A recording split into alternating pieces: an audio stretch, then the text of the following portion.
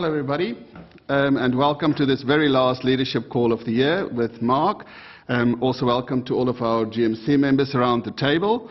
My name is Peter Myberg and I'm heading up employee engagement for the group. This is a live stream, so when you click on the invite, you will see a link there that you can then use to actually see the slides, and if you're so inclined, also the GMC members. At the bottom right-hand corner of the screen, you will also see a web tool that will enable you to ask questions and vote questions up. So please feel free to do that as well. And then lastly, it's a very full agenda, but if we can, we're going to try at the end to also open the line for you to be able to ask questions directly to Mark and the GMC. So with that, Mark, over to you. Thanks, Peter. Purpose of today's call, ladies and gentlemen, firstly is to reflect on safety performance and in particular reinforce the Safety 365 program. And as part of that update, I wanted to fill you in on where we're up to on elimination of fatalities work. Secondly, I would like to reflect on the Have Your Say 2019 Global Survey. Also, talk about the burning ambition and some of the feedback we've had from the survey that relates to the ambition. I think that's very important. And then just quickly reflect on achievements in 2019, and I'm going to concentrate on safety in particular and the survey results and some of that feedback, as opposed to acknowledging broader achievements across the group. This morning I got a bit of feedback that I didn't acknowledge one or two groups who had made some pretty great contributions. Now, I intend to do that in the annual leadership call, which we'll do in the new year. My real focus today was on safety, the cultural survey work, and acknowledgement of some of the work that's been done in recovering from some of the challenges we had early in 2019. But I'll do a proper acknowledgement of performance across the group in the new year, and we wanted to make this more about safety because the EOFT program and the GM program, the leadership program we have, has been very much focused on those elements, and I thought that was the most relevant thing to work from. So with that, let me start with safety. As you can see, in the course of 2019, we've lost 18 colleagues. Now, before I go through more specifics behind the names and the issues, I think I wanted to reflect on a word. And given that we've been doing our cultural work this year, and in particular our values, I wanted to focus on the word care. In the numbers that we go public with this year in terms of safety performance, we're going to report a 13% improvement on our lost time injury frequency rate. We'll report a 19% improvement on our total injury frequency rate, and we'll talk about those figures a little bit later. And we'll talk about losing 3 colleagues in managed operations. And for me, that conversation doesn't seem adequate, and I'm talking about the public reporting of our safety data, when you look at where we've come from during the course of the year. We've lost 18 colleagues. Yes, we've had incidents off mine site in commute accidents in South America. We've had some security incidents where we've had criminal activity, and 2 of our colleagues have been shot and lost their lives. And so these issues are things that we need to reflect on as a team and understand how we can have a broader impact in terms of making the lives of our colleagues better by ensuring that we're looking after and doing the most we can do to look after people beyond the mine gate. And if we're really going to make that word care mean something, every life is something that we should reflect on, because remember, there are 18 colleagues whose families will not see them at Christmas. And whilst not everyone celebrates Christmas across our organisation, the point there is they're not home with their families, irrespective of what time of year it is. And that's something none of us can turn back the hands of time on. And so when we talk about caring, we're talking about getting to know people, getting to connect with people, and as leaders, whether you're a frontline supervisor or whether you're the CEO of the business, we have a responsibility to get to know the people that we work with, understand their personal circumstances, not on the basis of invading their privacy, but more on the basis of understanding what you can do to support them achieve what they'd like to achieve as individuals. And for many people, that's about family. And making sure that we're providing the workplace, the support for them to be who they want to be. And so that word caring is pretty important in terms of any of our relationships. And ultimately, and I know we've had our general managers in the forums this week, and the general managers actually are responsible for 90% of the people in this organisation. So the group that has the potential to impact our business the most are the general managers. And I'm also talking about Stratum 4 or Band 4 leaders across the functional areas as well. If those relationships are strong with their teams and their people, and with the Band 5s and their people, then we've got an organisation that understands what the word caring means, or what the word care means. And ultimately, there's a story behind every name, and there's a family that sits behind every name on that board.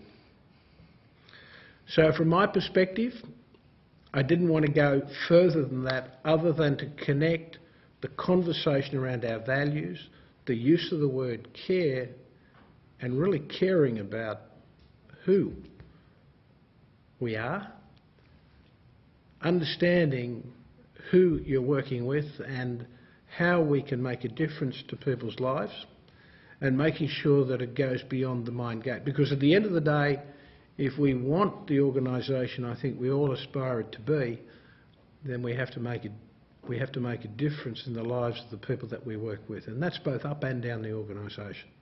And I think that was the most important point that I wanted to make, and it does connect to the feedback that we received from our survey work, and I'll make those connections a little more as we go through the conversation. On the Elimination of Fatalities program, I'd like to say that we're really pleased with the progress that has been made, but it also tells us there's a lot more we have to do to prevent or to eliminate fatal risks and hazards in the organisation, so that we can send, or people can return home safely, and I'd like to think they could return home healthier for being an Anglo employee. The work that we've done in particular is going back and doing the follow-up work on the original site surveys. The closure rates are pretty good, and in fact in some cases exceptional. Some areas still got a bit of work to do. We will also be doing work on the emergency preparedness across our operations in 2020. One of the things that came out from the Brumadinho tailings disaster was how well the organisation, or maybe the organisation, was not fully prepared for an emergency of that type, and I think it'd be fair to say not many organisations would be, but there are certainly some lessons we can apply that would put us in a much better position if we were ever to have such a tragic circumstance. And there are also very important learnings that we could apply proactively to make sure we never get into that place. Standard templates, processes will be all part of that process, and again encouraging your input into that whole program. Very important one for us as an organisation. More specifically on safety performance, I preempted the next slide a little bit in terms of the 19% total frequency rate improvement and the 13% lost time injury performance improvement. We've also had year to date our best ever year, and we have improved but the year's not over, so we've still got more work to be done. But what I would like to say, and I acknowledged this morning, is the fact that in probably our most challenging operating environment, which is platinum, we've gone 12 months without a fatal incident, and I'd like to say that's a substantial achievement. South Africa has also gone same period of time without a fatal incident. That's the first time in 102 years.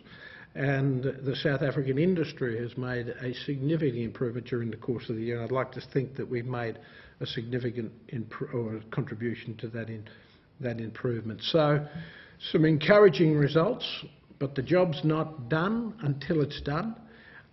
There's recognition there, obviously platinum, met coal in Brazil, at IOB, nickel, and at Quellaveco. But again, lots of good work across the organisation. I'd like to thank everyone for the dedication and good work. Let's keep it up. Let's make 2020 a first. Peter? Right. I think there's one other point there about the Safety 365 program, Mark, and the fact that we will be launching Challenge 2 in January. Yeah, I should apologise for missing that. I mentioned Values 365 of the safety program earlier. The more specific point is the launch of the Challenge 2 program in January. And so from our point of view, that's an important step and consistent with the focus in 2020 in terms of safety and connecting the values work and connecting that word care to the way we lead the organisation. Thanks, Peter. So, Mark, you've already mentioned the employee engagement survey once, and I think the next point on the agenda is really to just quickly take people through some of those top-level findings as well and make those connections that you said around the safety piece as well. Okay, the process ran between the 16th of September and the 18th of October, around a month. It was available to everyone working at Anglo American, excluding De Beers, giving them an opportunity to share their experiences of working in the organisation. I'm pleased to say that we reached our breakthrough target of 80% for online participation, so well done. And for the paper survey, our participation rate was 61%, which is quite a remarkable number given the technology. The overall participation rate was 66%, or in terms of Anglo employees, and again remember De Beers has not been in the mix, that was 61%, so again pretty remarkable effort.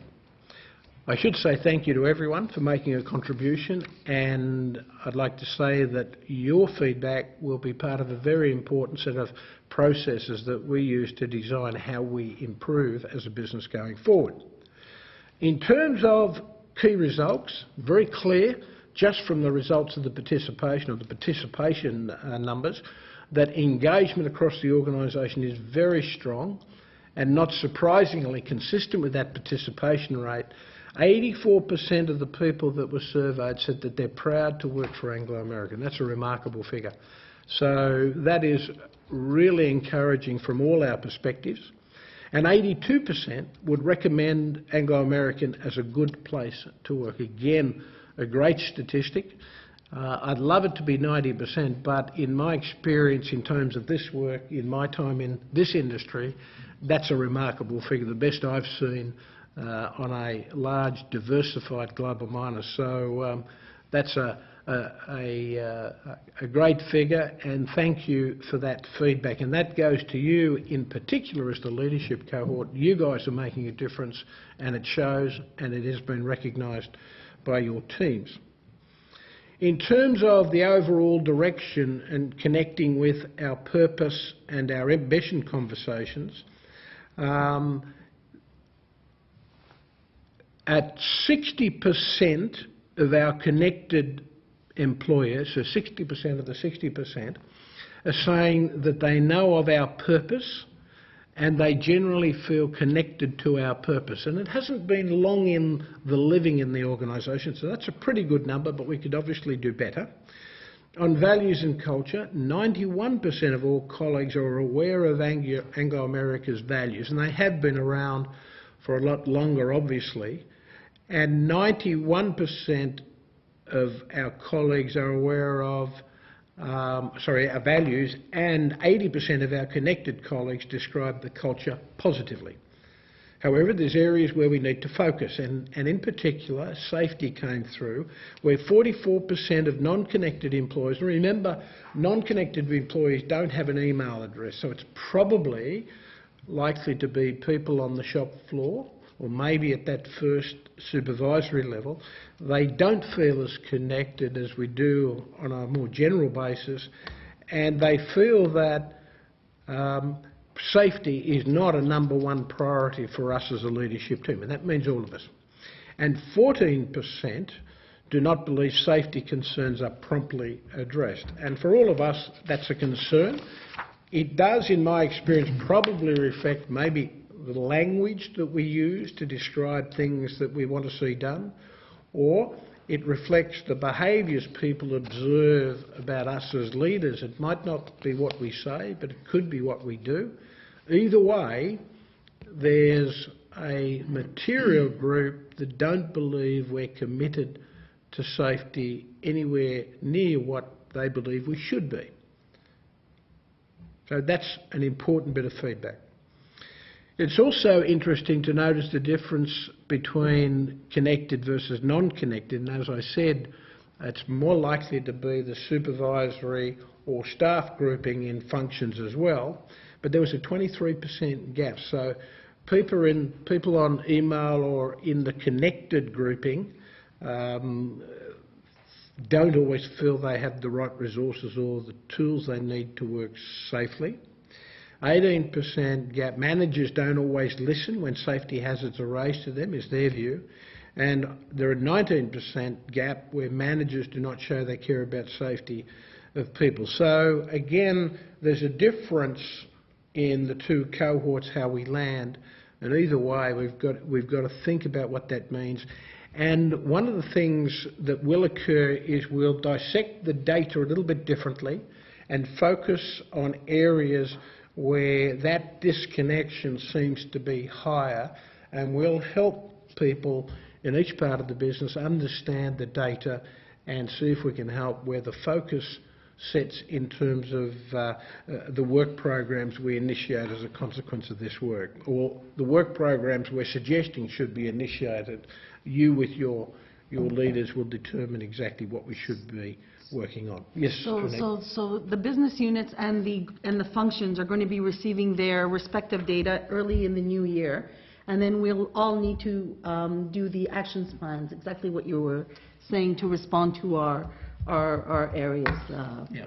So the data is not meant to be something that I secretly review and then turn on you and get a bit cranky. It is about all of us understanding what each of us is not doing as well as we could. That includes me, it includes the GMC members, everyone in the organisation, and we'll make sure that we're all part of the same improvement program, because we've all got a lot to learn, I think, on this front. Now, on the strategic side, a vast majority of employees said they're aware of the ambition, and of the 80% of the connected employees who participated, they said they were aware. Of those 82%, 40% described it as to be the world's most valued mining company by 2023, without mentioning that it is also about being valued in the eyes of all of our stakeholders. So people are getting parts of the message, but not the full message, which is very important. So I think that's an important bit of feedback. Again, hasn't been around as long as the purpose, and given the purpose is 7 words, it's a bit easier for people like me to remember, even though I don't get it always right, but I'm getting better at it. The ambition is a little clunkier in terms of the construct and the words, but the concept behind that's really important. It is about being the most valued mining company, but it has to be in the eyes of all of our stakeholders, or it doesn't matter. And so that's the important work that needs to be understood. And I'll talk about how we believe we should be articulating that a little bit later. In the survey, some important trends were pretty clear.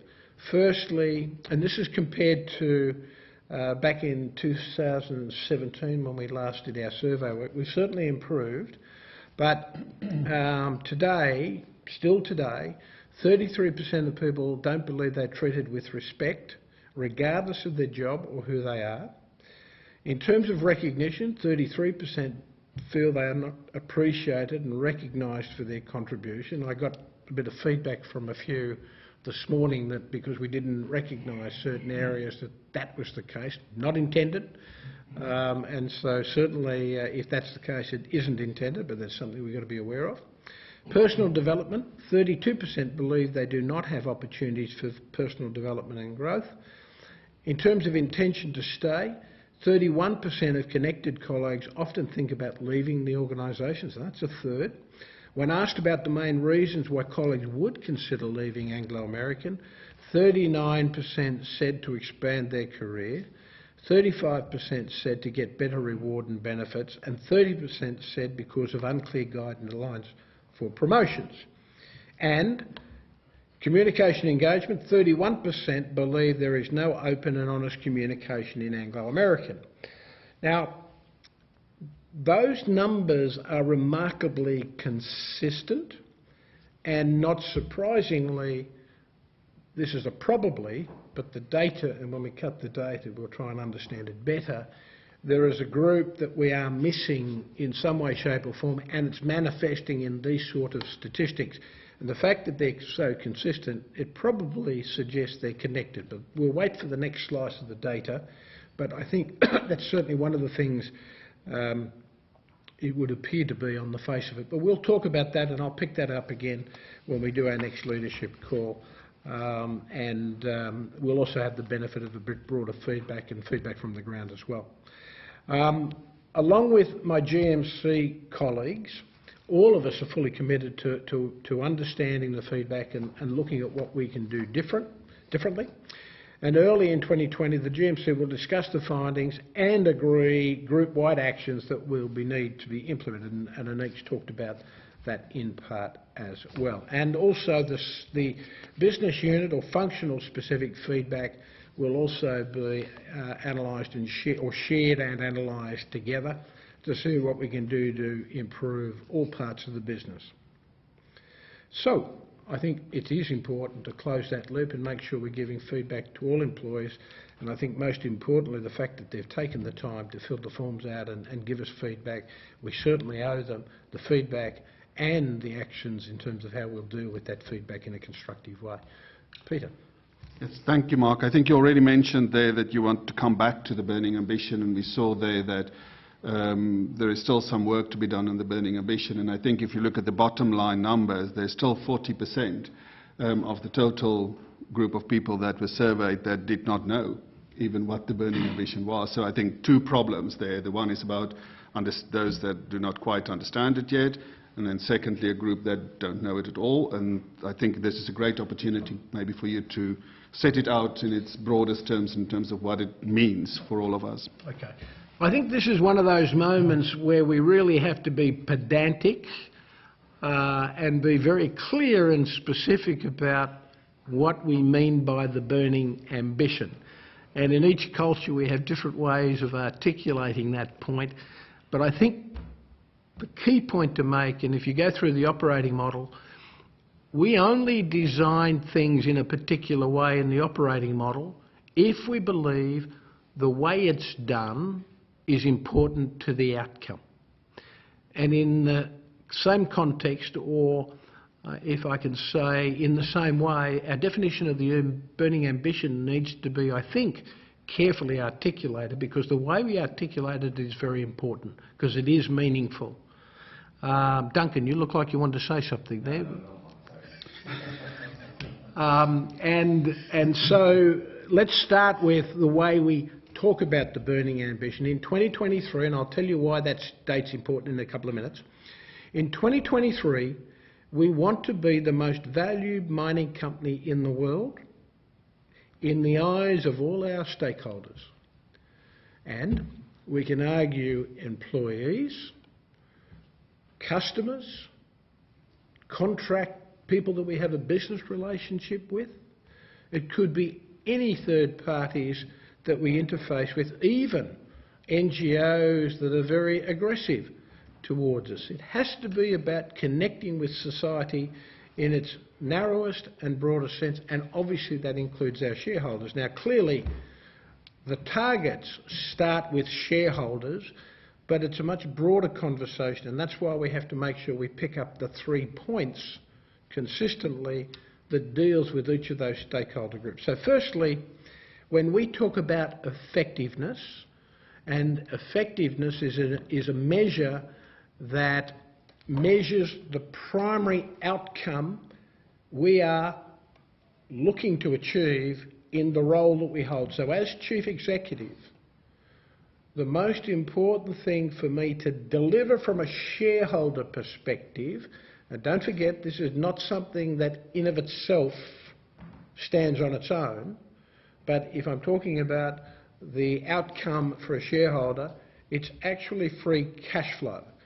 Free cash flow delivers or enables us to deliver a dividend, that is, some cash on an annual basis to reflect maybe the financing cost that investor has made to invest in our shares, and provides us with the cash to invest in the business. If we don't have cash to invest and grow the business, then in the long term we don't have a business. And that's why cash flow is the most important metric.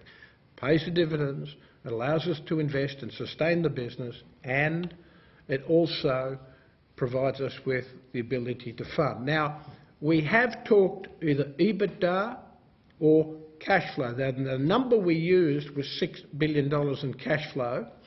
The reason EBITDA of $16 billion has become a very central part of the conversation is many people think about EBITDA, which is earnings before interest, tax, depreciation and amortisation. I'll check across to the CFO to make sure I got it right. I didn't miss anything. Is an important driver because we then have to invest our capital, pay our tax, pay interest. Sorry, it's before interest and before tax. I'm contradicting myself now, Steve. It should hit me. So we have to pay for a whole range of things. We have to do our sustaining capital and our growth capital, and you have to have enough to then pay dividends and those sorts of things. So that's a very important number to start with. Effectiveness, consistent with what we use in the operating model, but in different roles the effectiveness measure will vary. Secondly, efficiency. How efficient were we in using the shareholders' capital to deliver that cash flow? I've seen large organisations spend lots of capital and make a little bit of cash flow. And you can't say, well, it's okay, we're making cash. You've got to remember that you may have spent a lot of capital generating that cash. And if you're not delivering a basic amount of cash, you'll have destroyed the value for the shareholder who will not invest more money in our business looking forward. So getting that 15% threshold is absolutely important because then that pays for the cost of capital. It pays our cost of capital, plus gives our shareholder a 3 or 4% margin, and ultimately that margin will end up being after tax, and we can achieve that, then they'll continue to invest more money in this management team in terms of the future. And then the third metric is a little more complicated, but it reflects the things we have to do across the business to be sustainable. Health and safety, we must look after people. Environment, we can't afford to dirty someone's backyard. Our communities will feel the effects, and for us and for them, they expect us to do the best we can in managing the environment, and if we don't, we lose our licence to operate. Social performance. Our communities expect us to be partners in the community because at the end of the day, local communities and governments actually own the resources we mine.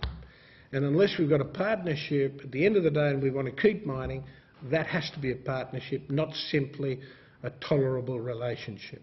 It goes beyond that. People have to have the right people in the right roles doing the right work at the right time.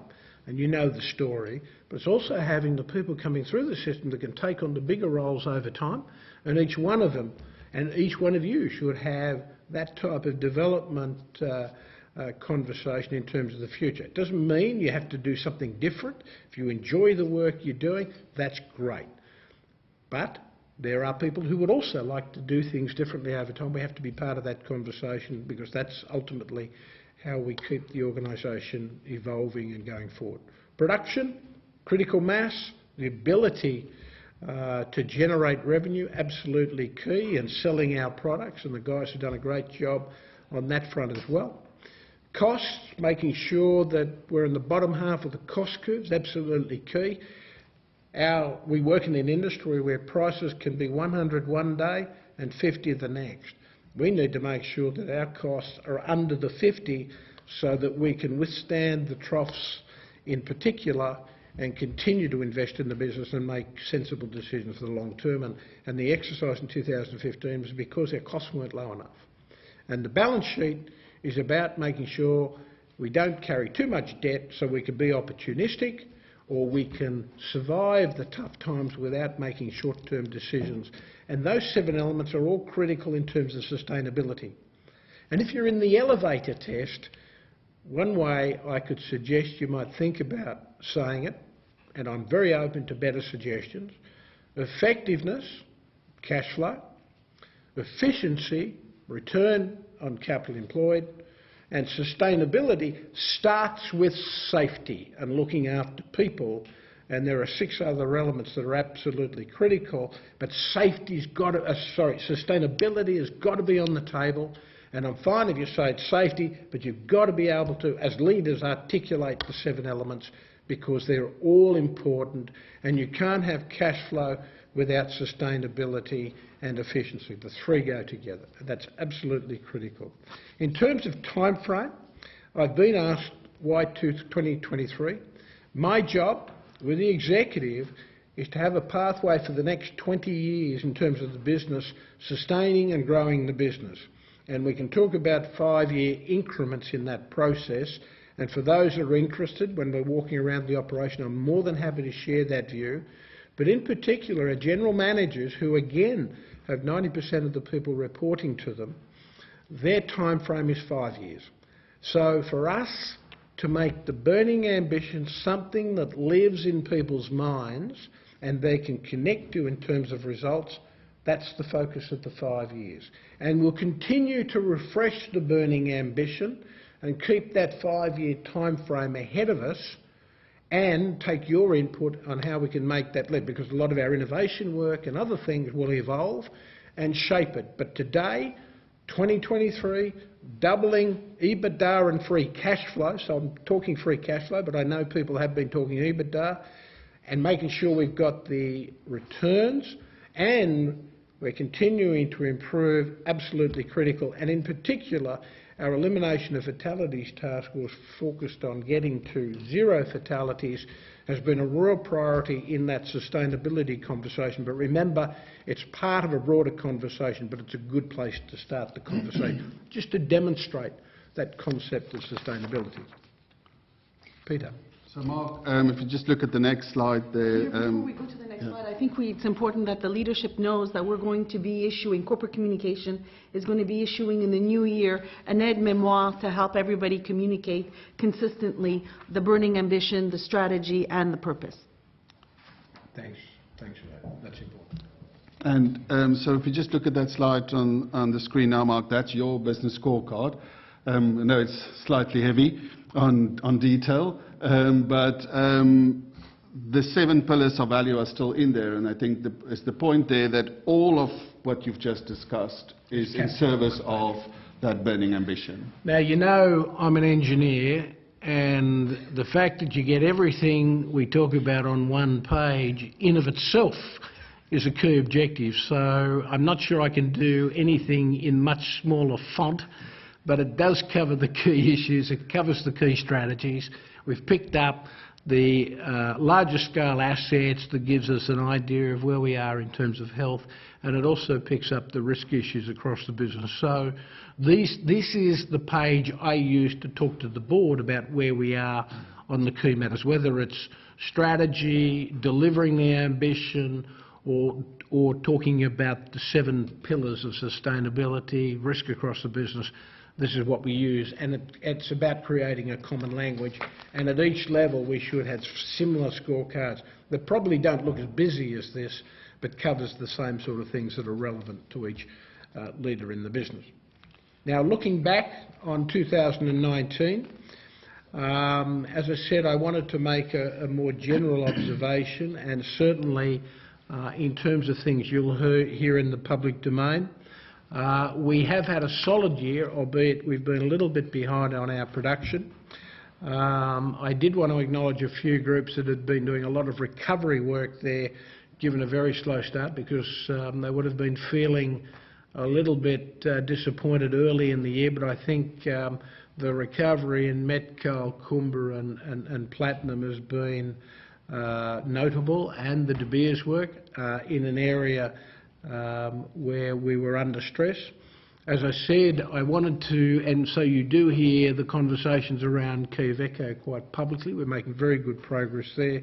But if you look across the business, in terms of our innovation work, the technology work, the sustainable mining plan, these areas, part of our future smart mining work, has been absolutely critical.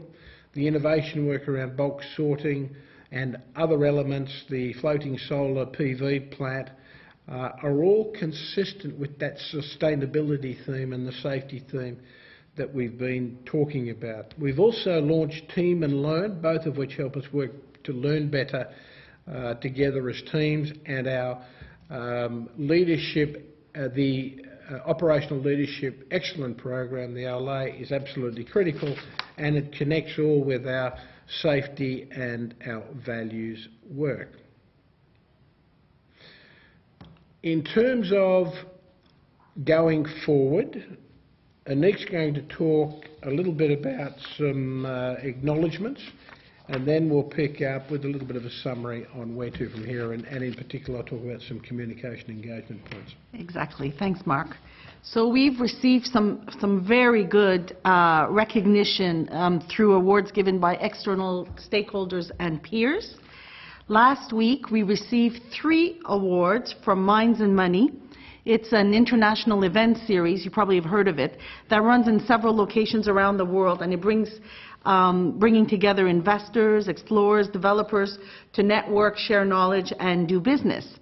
And these awards are actually regarded amongst the most prestigious in the global mining investment community. You'll remember that last year, Tony got the CTO award for Chief Technical Officer. This year, Anglo got the award for the Best Mining Company of the Year. So congratulations to Anglo. I'm also pleased to say that Natasha Philhun, Group Head of Processing, was recognized in the Unsung Hero category, and she was recognized for her coarse particle recovery work. So congratulations to Natasha. Last but not least, the boss here.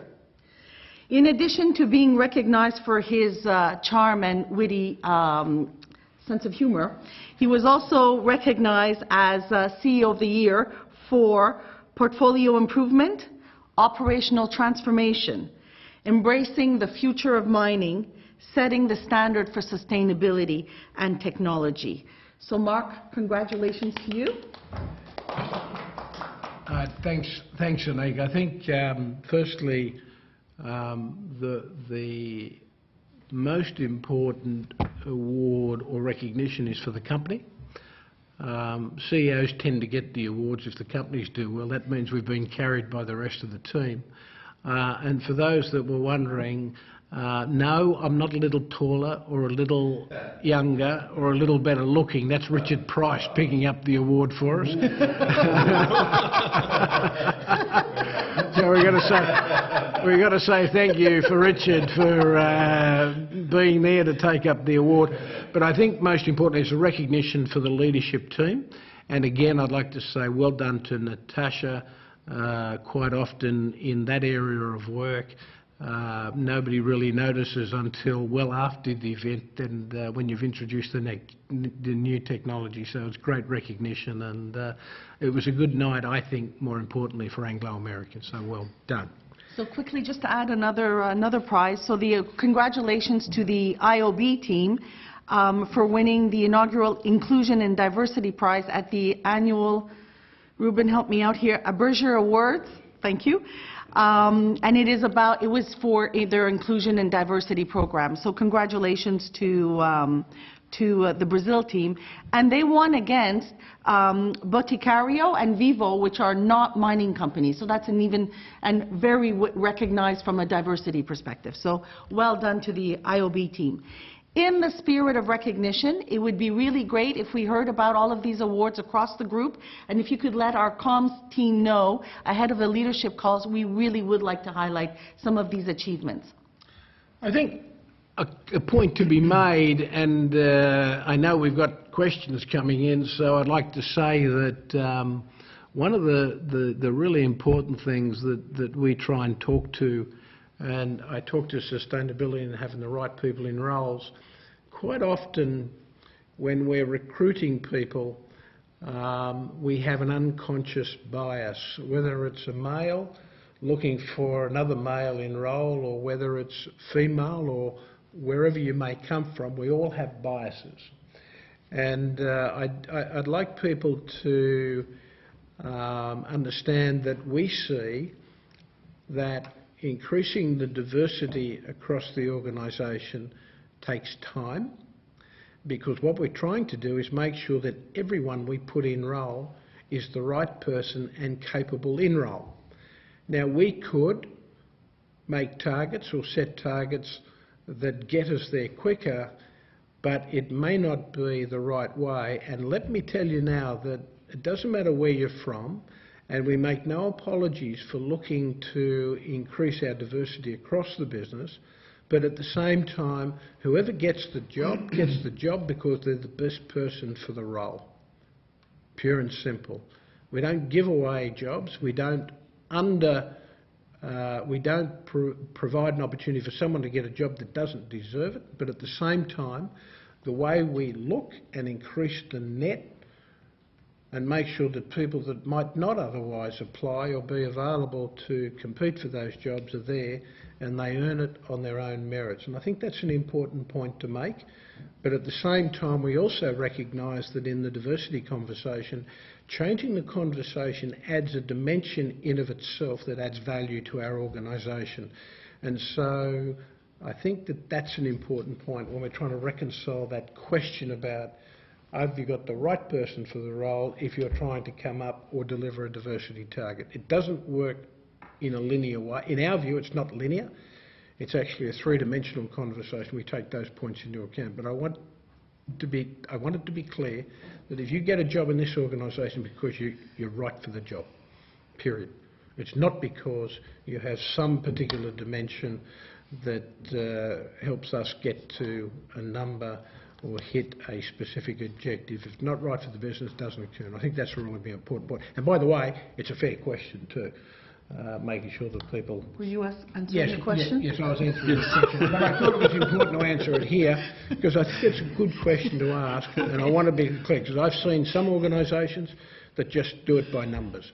That's not who we are, and I don't think it's fair on the people you put in role and the people that report to them if they're not capable in role. That's something we've said consistently. We might not get to the numbers as quick as some, but I tell you what, I think every one of us knows that the person that we're putting in role can do the job, and that's the right answer in my view. Okay. Thank you, Mark.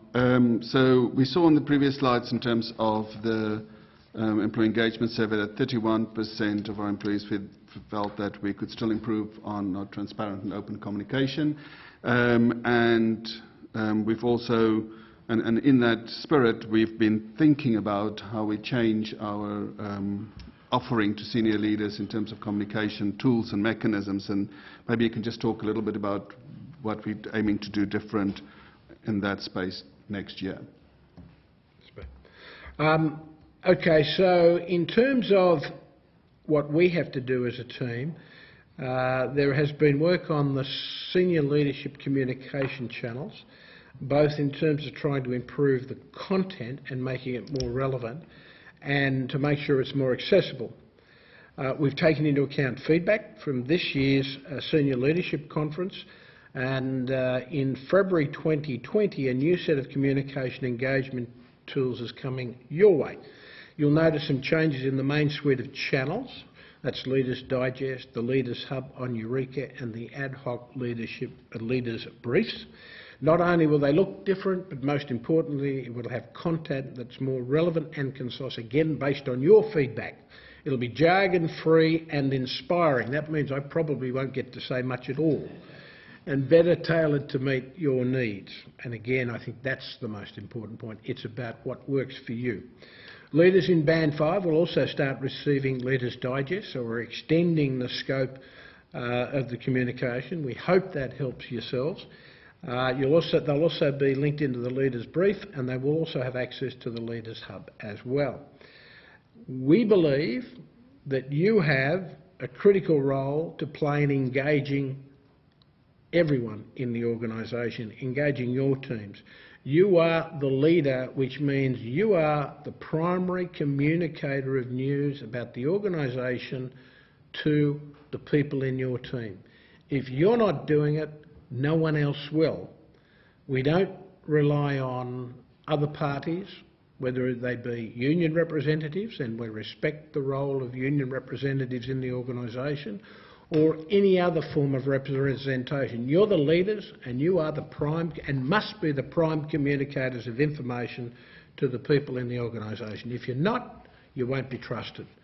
And again, when I talk about the relationship and people being trusted, the most trusted member in the organisation, time and time again, has proven to be the direct supervisor of the team. And we have to live up to that responsibility and make sure we get that right. And that's what we're trying to do here, and do a better job in supporting you achieve that objective. We'll also be rolling out an app, and for those that are not technology literate, that's an application primarily aimed at frontline workers. I'm just trying to make sure we don't use jargon.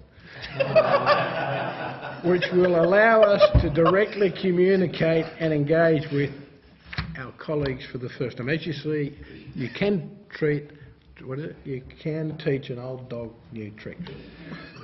So, ladies and gentlemen, it has been a tough year in some respects, but it's also been another year of achievement.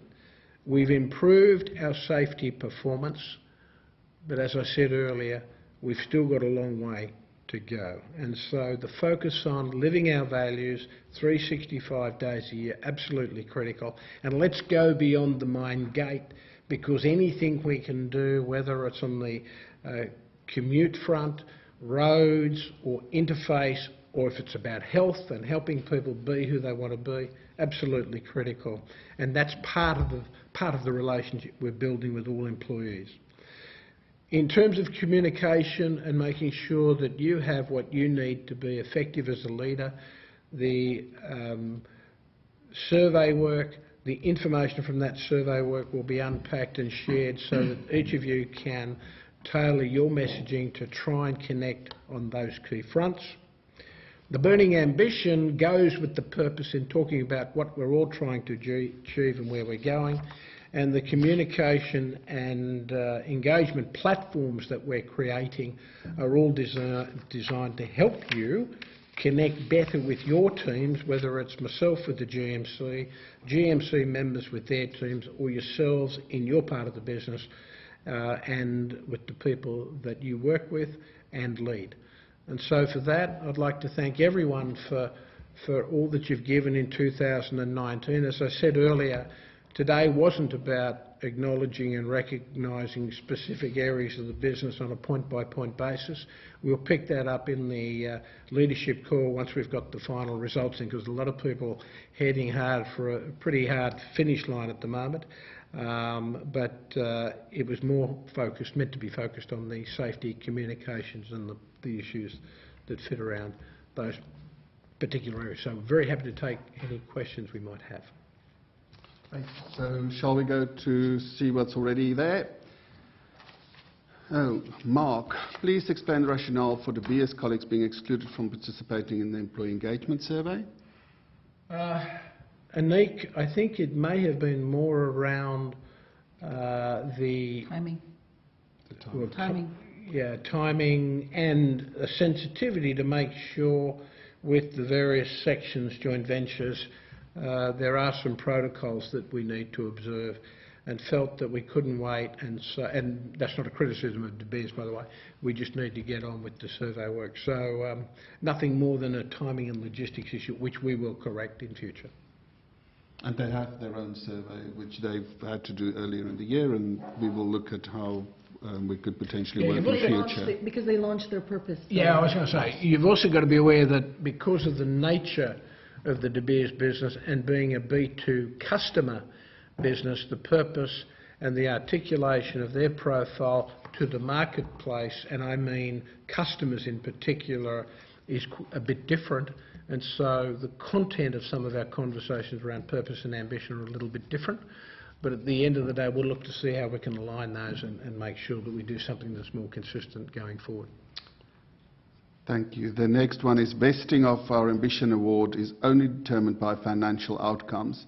Could this be why our people are not recognising all our stakeholders part of the ambition? It's actually a very good point.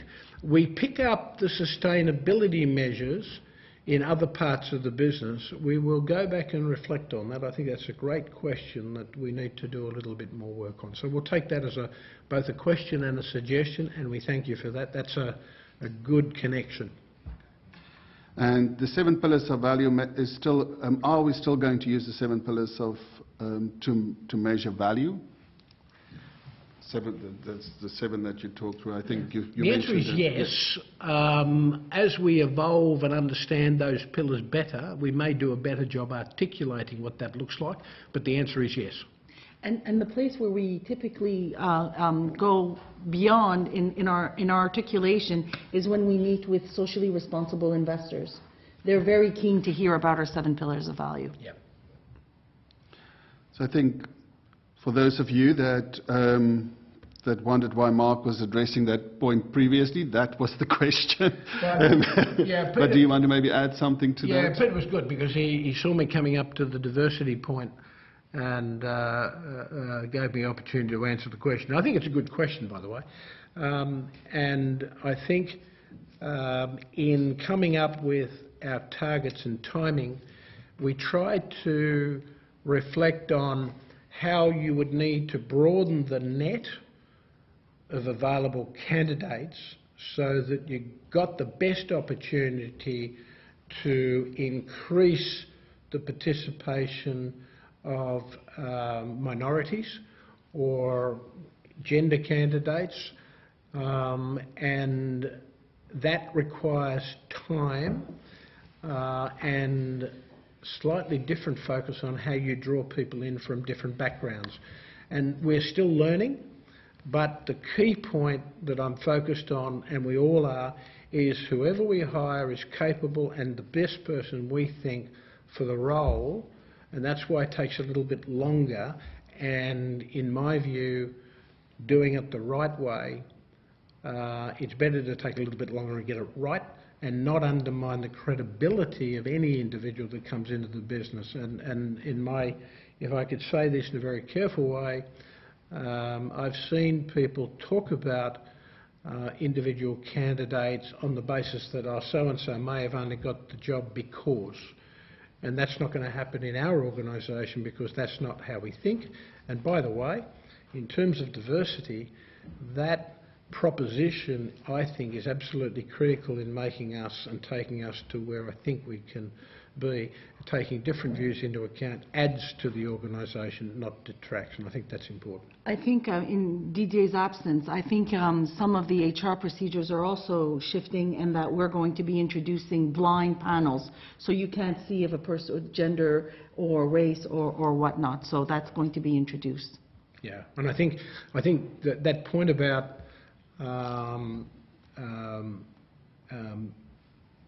bringing more diversity into the organisation requires you to broaden the net, because the reason in many cases it's a narrower group is we draw from a very shallow and narrow pool. And as we draw from a much bigger pool, we naturally get a more diverse set of candidates, and as a consequence of that, you change the diversity mix, and that's the point we're trying to make.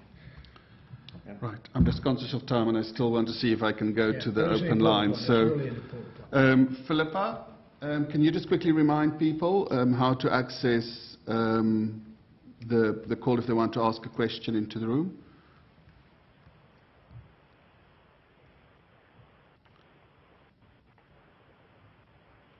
Philippa, not there? Okay.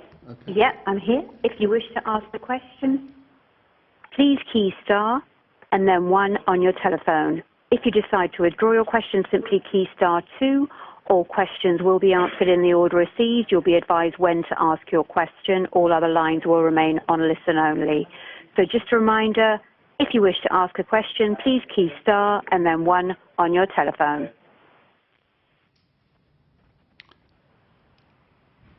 Do we have any questions now? At the moment, we have no questions. All right, guys, thank you. I'm going to talk for another 30 seconds or so, so if a question comes in, we will pick it up. I'd like to say thank you for everyone's efforts during the course of this year. We had some real challenges in the first part of the year, and I'd like to say thank you for those that, well, for everybody that's put in such a great effort. We've got so many areas of exceptional performance.